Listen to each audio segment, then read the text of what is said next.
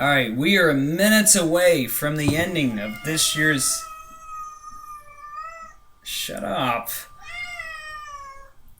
Anyway, we are minutes away from the ending of this year's Bound for Glory 2012. But shut up! 1 second. Get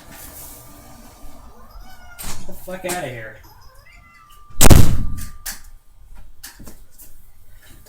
Alright, so we were just minutes away from the ending to this year's Bound for Glory.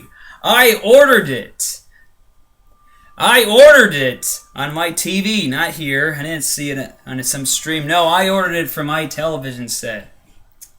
And anyway, I usually hate the reviews of pay-per-view events on YouTube because they do it match for match, and then they do star ratings. But I'm gonna review it match for match by using star ratings to tell you what I thought of this year's TNA's Bound for Glory. Bound for Glory hole, if Jerry Jones was calling it. Bound for Glory event on this day on October 14th, 2012. Wow, boy, it was quite an event. What it is it's the World Series, it's the WrestleMania, it's the Masters Cup, it's the Super Bowl, it's the Olympics. It's all wrapped up into one, minus all of them being wrapped up into one. Anyway, the first match of the night, the curtain jerker match, the important one, was the X Division title. Now, the X Division title is very important nowadays because the announcers tell you that every now and then.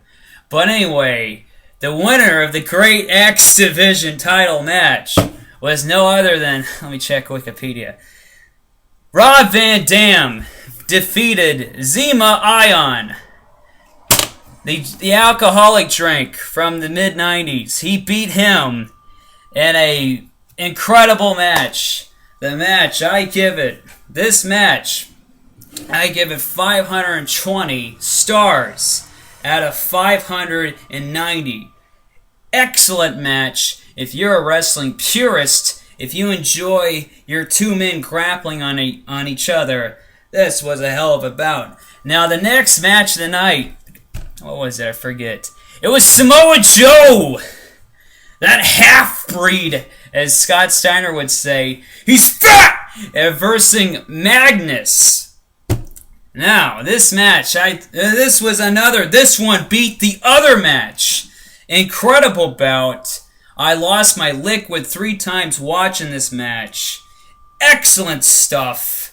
A lot of scientific mat wrestling. Larry Sabisco and Bruno Sammartino would be proud of this match.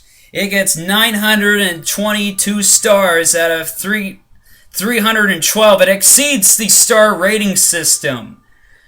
Excellent match. Alright, so the next match was... Okay, this one was actually good. The other one was just fucking around. This one was a great match. I honestly do mean that from the cockles of my heart.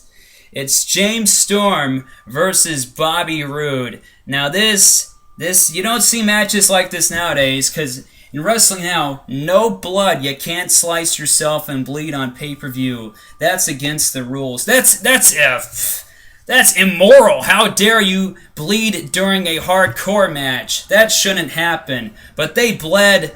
James Storm looked like he was attacked by fucking cherry pies. His face was bloody and red, and it was all over himself. Bobby Roode got bloody. They were fighting on thumbtacks. I think James Storm dropped an elbow on top of thumbtacks. Incredible match. I'm not being sarcastic this time. This really was an incredible, excellent, hardcore, bloody bloodbath. That's repetitive. This match gets 123 stars out of 124 stars. Incredible, bloody match. If you like blood, you have a blood fetish, you're going to come 3 times while watching this. Now, the next match tonight because I forget what it was Joey Ryan, an Indian dude, and not an Indian dude, an indie wrestling dude, versus Al Snow. Now, Al Snow did give somebody head in the ring, as what I was hoping for. I wanted to see Al Snow give someone head, and he did. I think, from what I remember, because it was such an excellent match that I forgot about it, Joey Ryan won, and then Matt Morgan came in, the greatest wrestler who ever lived, came in and interfered, and it was an incredible bout. This match gets 5 Matt Morgans out of 5 Matt Morgans. Alright, so the next match of the night, whoa, was a 3-way tag match. A 3-way tag match. It was with Chavo Guerrero, who's not as good as Eddie Guerrero, but he is Chavo Guerrero, and I'm pointing at you. And his tag partner was Hernandez, and the other people they first were the world tag team champions of the world. More repetitive bullshit. Kaz and Christopher Daniels. Bud Light isn't that great. I'm drinking it because I stole it from somebody, so I give it a 2 out of 10. But what was I getting at? Yeah, the Chavo Guerrero tag team match was Chavo and Hernandez, and they were versing in a 3-way tag match where they had to wrestle a bunch of shit. They were versing Kaz and Christopher Daniels, and they were versing AJ Styles and Kurt Angle. Unfortunately, Kurt Angle, during one of the biggest wrestling events ever, had to be stuck in a shitty 3-way tag match. But anyway, on paper, it didn't sound that good. But actually, the match... Alright, I'm speaking from the truth here. I'm not being sarcastic. The match actually turned out to be okay. And I give it 300 angle slams out of 350 angle slams. It was a good match because Kurt Angle is in it, and he's one of the greatest wrestlers who ever lived. Alright, so the next match was the Broads match. Now, these two women had big boobs, and they had big asses. That's what counts in women's wrestling. Ring ability means nothing in women's wrestling. It's all about TNA and TNA. Douchebag. Oh god, I feel awful after saying that. Anyway, this match, I don't even care what happened. You get whatever. Okay, so the next match was the Aces and Eights, and they were versing Sting and Bully Ray. Okay? Now, let me tell you, it all came down to this. The Hulkster, who recently had a sex tape, he has a thermos-sized dick. He said this match is so important, I'm going to make it a no DQ match right at the last second. Alright, so this match, it ended. I've been drinking. It ended, okay, where, how the hell did it end? Okay, the Aces and Eights won, and they revealed who one of the people was in Aces and Eights. Now, this storyline, if you've been watching TNA, hasn't been great, but they've been building it up and building up and building it up and building it up very slowly and boring, but they've been building it up like, God, who is in these Aces and Eights? Who is going to be revealed? Well, boy, they really did us good on this one. Alright? Now hold on to your seat, hold on to your computer, hold on to your genitals. If you have a vagina, dig in deep. One of the people in Aces and Eights, okay, is no other than Devon. Okay, so the main event of the evening, of the world, of the greatest pay-per-view that ever existed, this is the greatest show you've ever seen in your life. After all that shit, this is it. This is the greatest match that's gonna be on that pay-per-view. Alright, so anyway, what am I saying?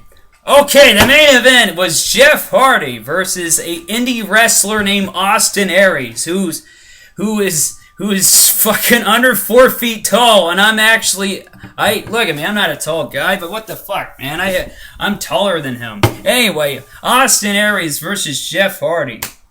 Now, the crowd, you would figure Jeff Hardy being a more famous opponent, more of a well-known guy, the crowd, which was in Arizona, we're at Phoenix, Arizona, they would be pulling for old scummy former drug addict Jeff Hardy. But no, they didn't.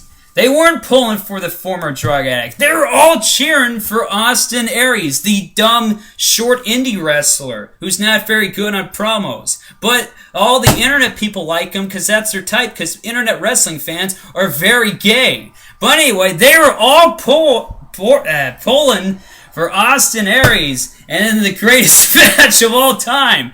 What am I saying? Anyway, yeah. But anyway, this match actually wasn't... It was pretty good, actually. It was deep down in my heart, I gotta be honest. This was a good match.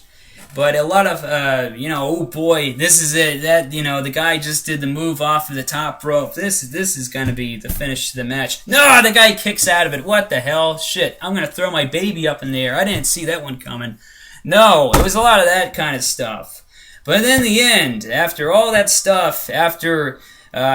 Jeff Hardy getting John Cena reaction where he gets a lot of boos and stuff, and Jeff Hardy's getting all the cheers.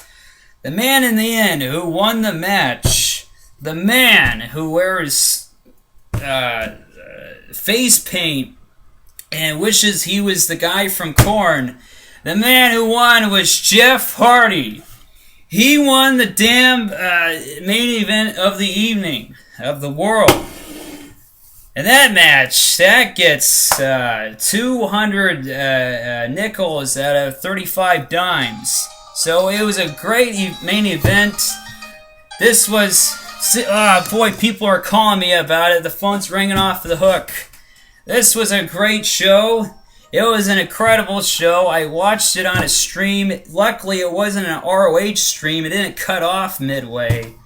This was a good show. It was all right. It was a good show. Being honest, it was a good show, other than the Devon moment. So I give this show 2.5 Bud Lights out of 1 Bud Light. So that's it. That's the... Shut up! Quit calling me. That's it. That's the my first and only stupid pay-per-view review. I will never do a pay-per-view review again. I think it's lame. But apparently this is me telling you what I thought of it from a company that no one even watches. So have a good day. Take care. Drive home safely. I am done talking and I am done drinking.